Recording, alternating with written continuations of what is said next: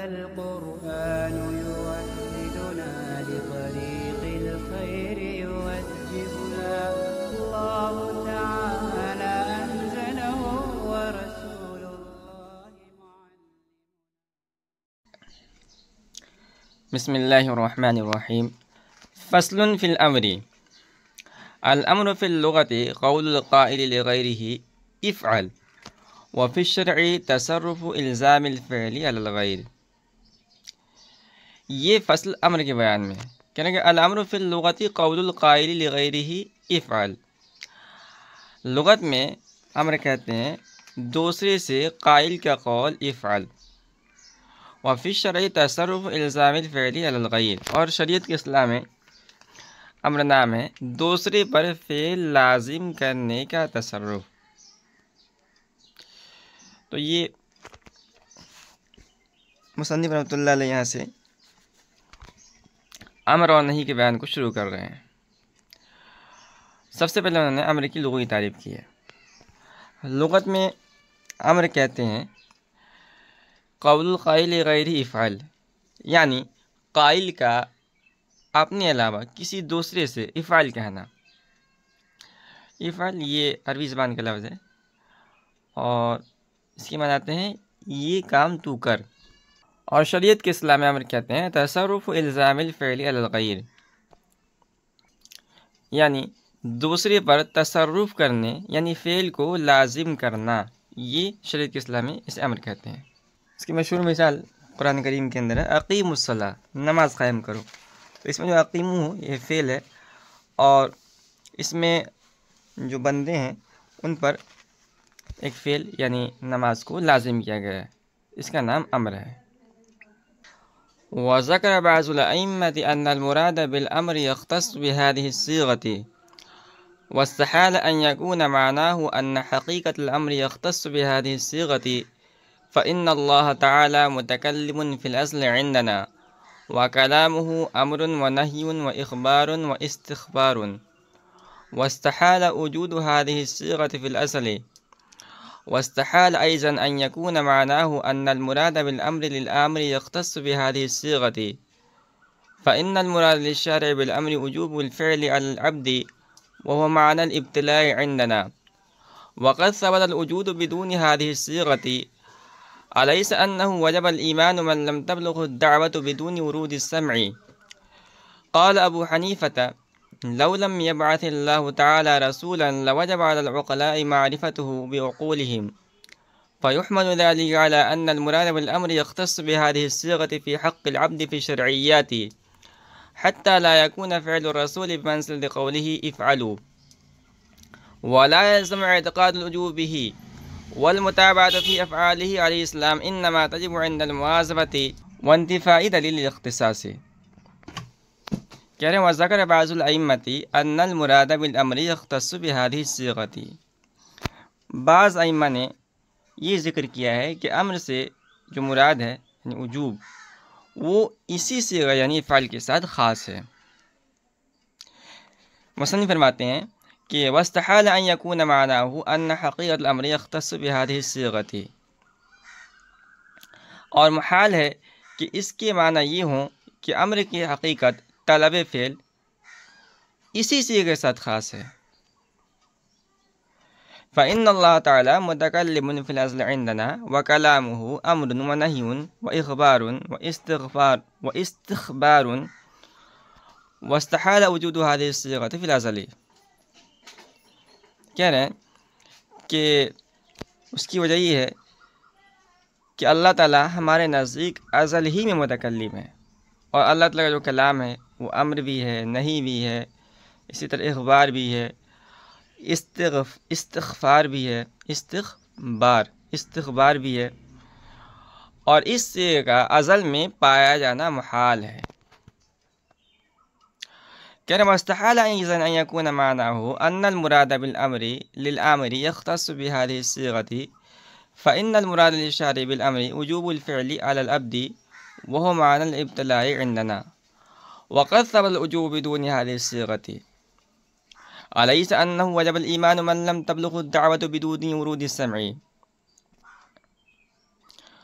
یعنی کہ اور محال ہے کہ اس کی معنی یہ ہوں کہ امر سے عامر کی جو مراد ہے وہ اس صیغے کے ساتھ مختص ہے، کیونکہ امر سے اشارے کی مراد بندہ پر فعل کا واجب ہونا ہے، اور ہمارے نزدیک وجوب فعل ہی میں ابتلا کے معنی ہیں، اور وجوب فعل اس صیغے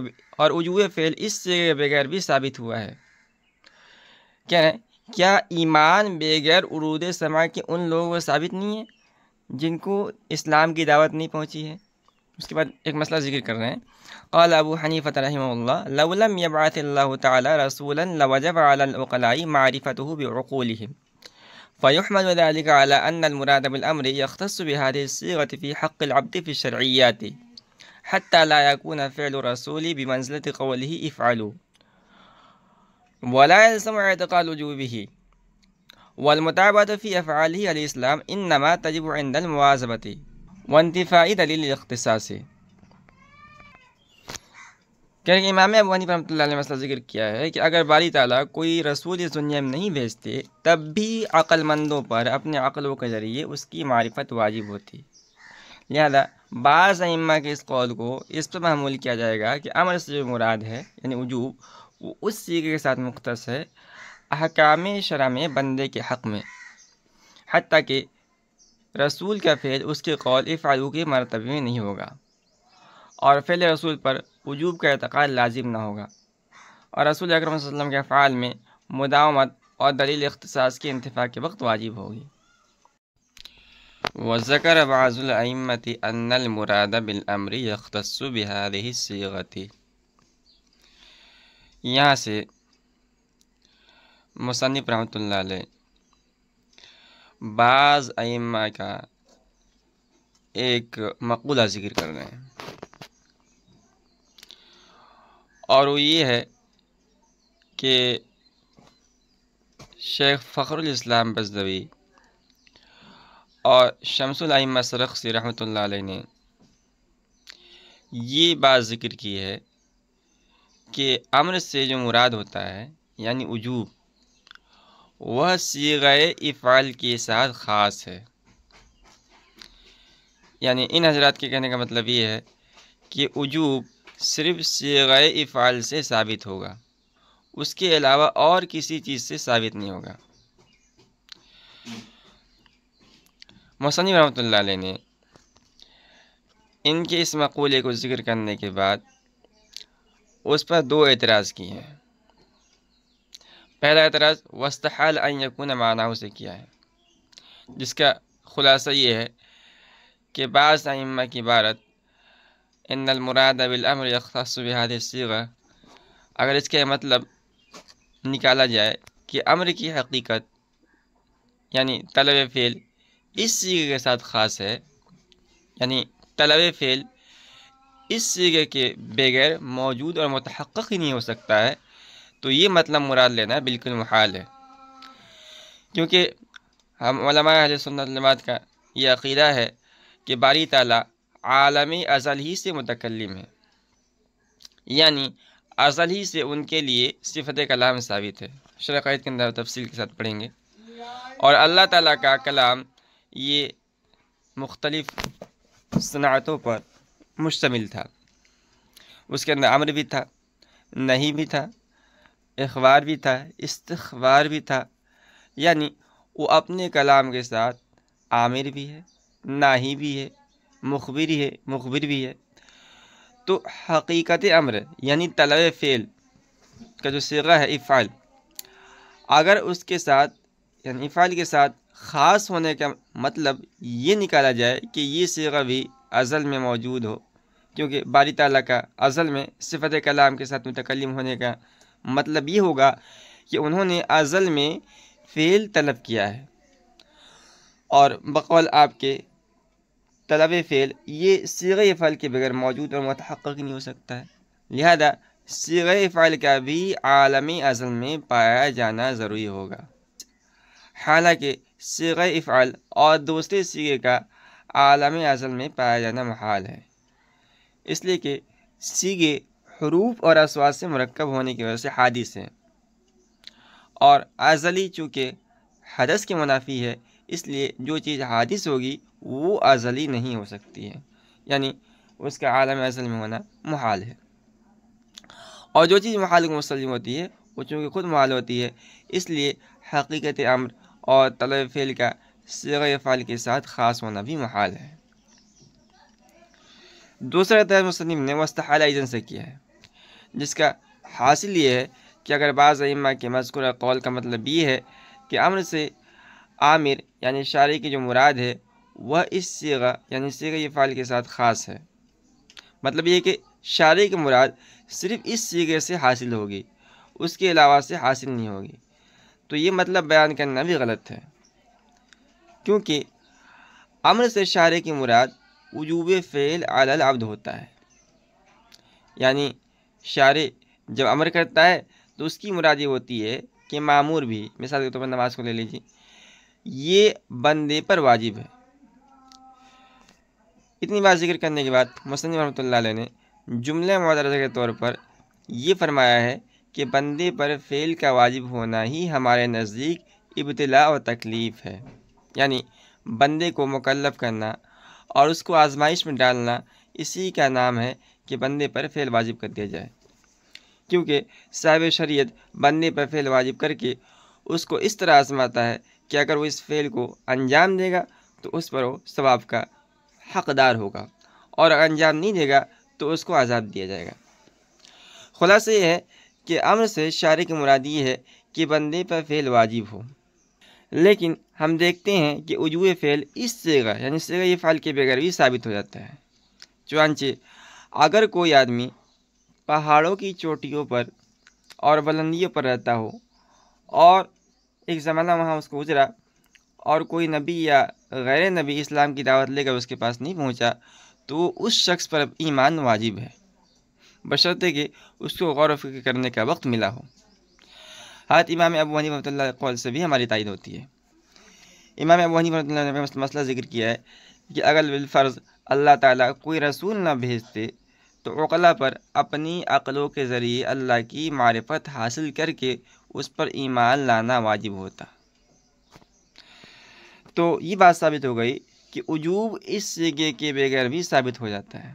جیسا کہ ایمان کا وجوب ورود سما اور صیغہ فعل کے بغیر ثابت ہوا ہے۔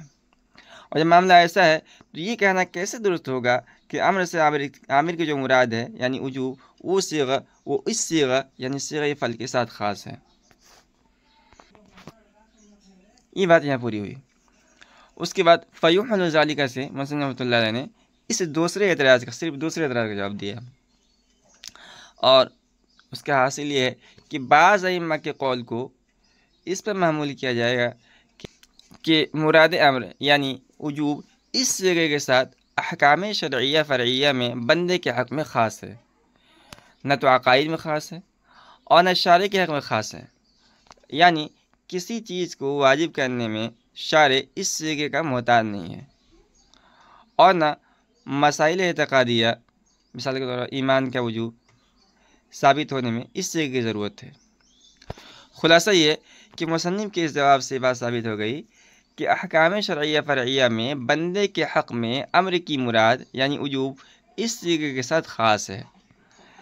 احکام شرعیہ فرعیہ میں اس صیغے کے بغیر وجوب ثابت نہیں ہوگا، یعنی جس طرح قول رسول صیغہ امر سے وجوب ثابت ہوتا ہے اس طرح فعل رسول سے وجوب ثابت نہیں ہوگا۔ اس کے بعد آخر میں مصنف نے ایک مسئلہ اور ذکر کیا ہے کہ احناف کے نزدیک فعل رسول سے وجوب ثابت نہیں ہوتا ہے، البتہ بعض شوافع اور حضرت امام مالک فرماتے ہیں کہ جس طرح قول رسول سے وجوب ثابت ہوتا ہے اسی طرح فعل رسول سے بھی وجوب ثابت ہوگا۔ یہ بات یہاں پوری ہے۔ آخر میں ایک دخل مقدر ہے والمتابعۃ فی افعالہ سے اعتراض یہ ہے کہ اگر فعل رسول موجب نہیں ہے، جیسا کہ ابھی آپ نے ذکر کیا ہے احناف کے نزدیک، تو رسول پاک صلی اللہ علیہ وسلم کے افعال میں متابعت بالکل واجب نہیں ہونی چاہیے، حالانکہ ہم دیکھتے ہیں کہ بہت سے افعال میں متابعت واجب ہے۔ تو اس کا جواب یہ ہے کہ حضور پاک صلی اللہ علیہ وسلم کے مطلق فعل میں متابعت واجب نہیں ہے، بلکہ ان افعال میں متابعت واجب ہے جن پر آپ صلی اللہ علیہ وسلم نے مداومت فرمائی ہے اور کبھی کبھی ترک کر دیا، اور وہ افعال آپ صلی اللہ علیہ وسلم کی خصوصیت نہ ہو۔